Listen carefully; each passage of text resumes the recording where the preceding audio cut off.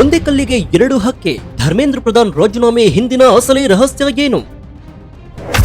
ಇದು ಬರೀ ರಾಜೀನಾಮೆಯಲ್ಲ, ಬಿಜೆಪಿಯ ಬಹುದೊಡ್ಡ ಮಾಸ್ಟರ್ ಪ್ಲಾನ್. ವಿದ್ಯಾರ್ಥಿಗಳ ಹೋರಾಟಕ್ಕೆ ಮಣಿತ ಅಥವಾ ಸೇಡು ತೀರಿಸಿಕೊಳ್ಳಲು ಸ್ಕೆಚ್ ಹಾಕ್ತಾ ಮೋದಿ ಸರ್ಕಾರ?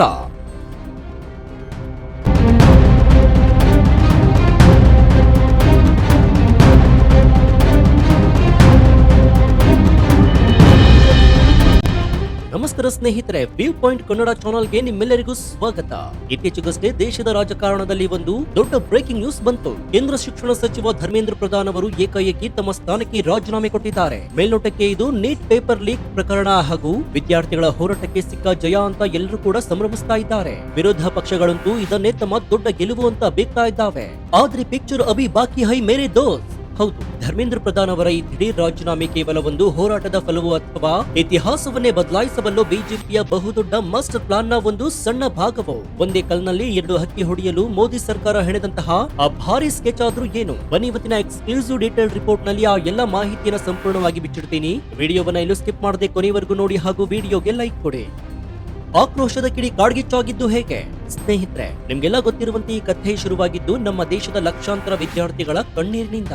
ನೀಟ್ ಪೇಪರ್ ಲೀಕ್ ಹಗರಣ ಬಯಲಾಯಿತು. ಅದಾದ ಬೆನ್ನಲ್ಲೇ ಸಿಬಿಎಸ್ಇ ಆನ್ಲೈನ್ ಮಾರ್ಕಿಂಗ್ ನಲ್ಲೂ ಕೂಡ ಬಹುದೊಡ್ಡ ಎಡವಟ್ಟಾಯಿತು. ದೇಶದ ಉನ್ನತ ಶಿಕ್ಷಣ ವ್ಯವಸ್ಥೆಯೇ ಕುಸಿದು ಬಿದ್ದಂತೆ ಭಾಸವಾಯಿತು. ಆರಂಭದಲ್ಲಿ ಕೇಂದ್ರ ಸರ್ಕಾರ ಯಾವುದೇ ಪ್ರತಿಕ್ರಿಯೆ ನೀಡದೆ ಸೈಲೆಂಟ್ ಆಗಿತ್ತು. ಆದ್ರೆ ಯಾವಾಗ ವಿರೋಧ ಪಕ್ಷಗಳು ಬೀದಿಗಿಳಿದ್ವು, ಪರಿಸ್ಥಿತಿ ಸಂಪೂರ್ಣವಾಗಿ ಬದಲಾಯಿತು. ಅದರಲ್ಲೂ ಪರಿಸರವಾದಿ ಸೋನಂ ವಾಂಗ್ಚುಕ್ ಅವರು ಜಂತರ್ ಮಂತರ್ ನಲ್ಲಿ ಉಪವಾಸ ಸತ್ಯಾಗ್ರಹ ಶುರು ಮಾಡಿದಾಗ ಈ ಚಳುವಳಿಗೆ ಹೊಸ ಜೀವ ಸಿಕ್ತು. ಜುಲೈ 20ರಂದು ಜಂತರ್ ಮಂತರ್ ನಲ್ಲಿ ಸಾವಿರಾರು ವಿದ್ಯಾರ್ಥಿಗಳ ಮೇಲೆ ಪೊಲೀಸರು ನಡೆಸಿದ ಲಾಠಿ ಚಾರ್ಜ್ ಬಿಜೆಪಿಗೆ ತೀವ್ರ ರಾಜಕೀಯ ಮುಜುಗರವನ್ನು ತಂದೊಡ್ಡಿತ್ತು. ಇದೇ ಸಮಯದಲ್ಲಿ ಸಂಸತ್ನ ಮುಂಗಾರು ಅಧಿವೇಶನ ಕೂಡ ಶುರುವಾಗಿತ್ತು. ವಿದ್ಯಾರ್ಥಿಗಳ ಮೇಲಿನ ಲಾಠಿ ಚಾರ್ಜ್ ಬಿಸಿ ನೇರವಾಗಿ ಸಂಸತ್ಗೆ ತಟ್ಟಿತ್ತು. ಇಡೀ ವಾರದ ಸಂಸತ್ ಕಲಾಪ ವಾಶೌಟ್ ಆಯಿತು. ವಿಪಕ್ಷ ನಾಯಕ ರಾಹುಲ್ ಗಾಂಧಿ ಪ್ರಧಾನಿ ನಿವಾಸದ ಎದುರೇ ಪ್ರತಿಭಟನೆ ಮಾಡಿದ್ರು. ಯಾವುದೇ ಕಾರಣಕ್ಕೂ ಕಲಾಪ ನಡೆಯಲು ಬಿಡಬಾರದು ಅನ್ನೋದು ವಿಪಕ್ಷಗಳ ಪ್ಲಾನ್ ಆಗಿತ್ತು. ಸರ್ಕಾರಕ್ಕೆ ಇದು ಅಕ್ಷರಶಃ ಧರ್ಮ ಸಂಕಟವಾಗಿತ್ತು. ಧರ್ಮೇಂದ್ರ ಪ್ರಧಾನ್ ರಾಜೀನಾಮೆ ಕೊಡಲೇಬೇಕು ಅಂತ ವಿಪಕ್ಷಗಳು ಪಟ್ಟು ಹಿಡಿದಿತ್ತು. ಸ್ನೇಹಿತರೆ, ಕಥೆಯ ಅಸಲಿ ಟ್ವಿಸ್ಟ್ ಶುರುವಾಗುವುದೇ ಈಗಲೇ. ಆದ್ರೆ ಈ ಬಹುದೊಡ್ಡ ರಹಸ್ಯವನ್ನ ತಿಳಿಯುವ ಮುನ್ನ ನೀವು ಇನ್ನೂ ಕೂಡ ನಮ್ಮ ವ್ಯೂ ಪಾಯಿಂಟ್ ಚಾನೆಲ್ ಅನ್ನ ಸಬ್ಸ್ಕ್ರೈಬ್ ಮಾಡ್ಕೊಂಡಿಲ್ಲ ಅಂದ್ರೆ ಈ ಕೂಡಲೇ ಸಬ್ಸ್ಕ್ರೈಬ್ ಮಾಡ್ಕೊಂಡು ಪಕ್ಕದಲ್ಲಿರುವಂತಹ ಬೆಲ್ ಐಕಾನ್ ಅನ್ನ ಪ್ರೆಸ್ ಮಾಡಿ. ಇದರಿಂದ ನಾವು ಹಾಕೋ ಹೊಸ ವಿಡಿಯೋಗಳ ನೋಟಿಫಿಕೇಶನ್ ಮತ್ತು ನಿಮಗೆ ಸಿಗುತ್ತೆ. ಇನ್ನು ಸರ್ಕಾರ ಕೊನೆಯವರೆಗೂ ಧರ್ಮೇಂದ್ರ ಪ್ರಧಾನ್ ಅವರನ್ನ ಉಳಿಸಿಕೊಳ್ಳಲು ಬಹುದೊಡ್ಡ ಪ್ಲಾನ್ ಮಾಡಿತ್ತು. ನಾಳೆ ಪ್ರತಿಯೊಂದಕ್ಕೂ ಕೂಡ ವಿಪಕ್ಷಗಳು ರಾಜೀನಾಮೆ ಕೇಳುವ ಸಂಪ್ರದಾಯ ಸೃಷ್ಟಿಯಾಗಬಾರದು ಅನ್ನೋದು ಬಿಜೆಪಿಯ ಆತಂಕವಾಗಿತ್ತು. ಆದರೆ ಗುಪ್ತಚರ ಇಲಾಖೆ ಕೊಟ್ಟ ಒಂದು ವರದಿ ಇಡೀ ಆಟವನ್ನೇ ಬದಲಾಯಿಸಿತ್ತು. ಸಂಸತ್ನಲ್ಲೂ ಹಿಂಸಾಚಾರ ನಡೆಯುವ ಸಾಧ್ಯತೆ ಇದೆ ಎಂಬ ಭಯಾನಕ ಮಾಹಿತಿ ಸರ್ಕಾರದ ಕೈ ಸೇರಿತ್ತು. ಆದ್ರೆ ಬಿಜೆಪಿ ತೆಗೆದುಕೊಂಡಿದ್ದು ಒಂದು ಚಾಣಾಕ್ಷ ನಿರ್ಧಾರ. ಅದೇ ಟೆಕ್ನಿಕಲ್ ಬ್ಯಾಕ್ಫೋರ್ಡ್, ಅಂದ್ರೆ ಒಂದು ಹೆಜ್ಜೆ ಹಿಂದೆ ಇಡುವುದು. ಕೃಷಿ ಕಾಯ್ದೆಯನ್ನು ವಾಪಸ್ ಪಡೆದಂತೆ ಇಲ್ಲೂ ಕೂಡ ಬಿಜೆಪಿ ತಾತ್ಕಾಲಿಕವಾಗಿ ಹಿಂದೆ ಸರಿದು ಪ್ರಧಾನ್ ಅವರಿಂದ ರಾಜೀನಾಮೆ ಕೊಡಿಸಿತ್ತು. ಯಾಕುತ್ತಾ, ಇಲ್ಲಿ ಬಿಜೆಪಿಗೆ ಒಬ್ಬ ಸಚಿವನ ಪ್ರತಿಷ್ಠೆಗಿಂತ ತಮ್ಮ ಮುಂದಿನ ದೊಡ್ಡ ರಾಜಕೀಯ ಗುರಿ ಕೂಡ ಮುಖ್ಯವಾಗಿತ್ತು. ಅದುವೇ ಡಿಲಿಮಿಟೇಷನ್ ಬಿಲ್, ಅಂದ್ರೆ ಕ್ಷೇತ್ರ ಪುನರ್ ವಿಂಗಡಣೆಯ ಮಸೂದೆ ಹಾಗೂ ಒಂದು ರಾಷ್ಟ್ರ ಒಂದು ಚುನಾವಣೆ ಬಿಲ್. ಸ್ನೇಹಿತರೆ, ಕಳೆದ ಬಾರಿ ಇದೇ ಡಿಲಿಮಿಟೇಷನ್ ಬಿಲ್ ಪಾಸ್ ಮಾಡಲು ಹೋದಾಗ 3/2 ಬಹುಮತ ಇಲ್ಲದೆ ಬಿಲ್ ಸೋತ್ ಹೋಗಿತ್ತು. 12 ವರ್ಷಗಳಲ್ಲಿ ಮೋದಿ ಸರ್ಕಾರ ಅನುಭವಿಸಿದ ಮೊದಲ ಸೋಲು ಅದಾಗಿತ್ತು. ಆ ಸೋಲಿನ ಸೇಡು ತೀರಿಸಿಕೊಳ್ಳಲು ಈ ಬಾರಿ ಪಕ್ಕಾ ಸ್ಕೆಚ್ ಹಾಕಲಾಗಿತ್ತು. ಕಾಂಗ್ರೆಸ್ ಪ್ಲಾನ್ ಏನಿತ್ತಂದ್ರೆ ಜಂತರ್ ಮಂತರ್ ನಲ್ಲಿ ಉರಿತಾ ಇರುವಂತಹ ಬೆಂಕಿಯನ್ನೇ ಇಟ್ಕೊಂಡು ಸಂಸತ್ತನ್ನೇ ಹೈಜಾಕ್ ಮಾಡುವುದಾಗಿತ್ತು. ಆದ್ರೆ ಮೋದಿ ಸರ್ಕಾರ ಏಕಾಏಕಿ ಪ್ರಧಾನ್ ಅವರ ರಾಜೀನಾಮೆ ಕೊಡಿಸಿ ವಿಪಕ್ಷಗಳ ಕೈಲಿದ್ದಂತಹ ಅಸ್ತ್ರವನ್ನೇ ಕಿತ್ಕೊಂಡಿತ್ತು. ಈಗ ವಿಪಕ್ಷಗಳು ಗದ್ದಲ ಮಾಡಲು ಕಾರಣವೇ ಇಲ್ಲ. ಇದೇ ಗ್ಯಾಪ್ ನಲ್ಲಿ ಯಾವುದೇ ಅಡೆತಡೆ ಇಲ್ಲದೆ ಆ 2 ಐತಿಹಾಸಿಕ ಬಿಲ್ಗಳನ್ನು ಪಾಸ್ ಮಾಡಿಕೊಳ್ಳುವುದು ಬಿಜೆಪಿ ಅಸಲಿ ಲೆಕ್ಕಾಚಾರವಾಗಿತ್ತು. ಹಾಗಾದ್ರೆ ಅನಾಥವಾದ ಶಿಕ್ಷಣ ಇಲಾಖೆಯ ಕಥೆ ಏನು?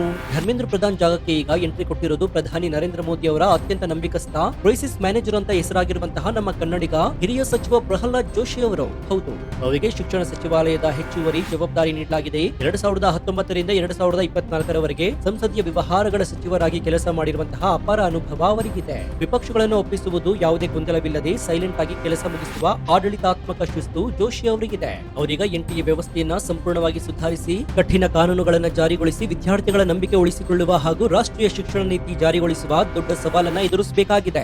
ನಮ್ಮ ಧಾರವಾಡ ಸಂಸದರು ಈ ಬಿಕ್ಕಟ್ಟನ್ನ ಹೇಗೆ ಶಮನ ಮಾಡ್ತಾರೆ ಅಂತ ಇಡೀ ದೇಶ ಕಾಯ್ತಾ ಇದೆ.